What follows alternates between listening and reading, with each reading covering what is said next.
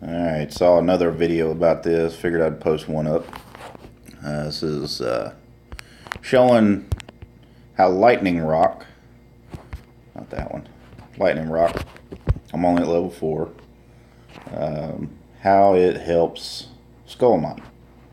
So, the dodge is pretty awesome. I just did an arena battle, and so here it goes. And he has a pretty good team. Oh, there we go. High Revite Ares. Miss, miss, miss, miss, miss. He's dodging bullets.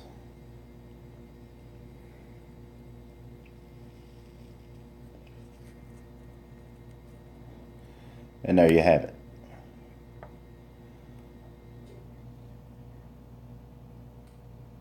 Done. And that's how Lightning Rock can affect, normally I wouldn't win that battle just because of the Revite Ares. So that helps a lot. Thanks for watching. Later.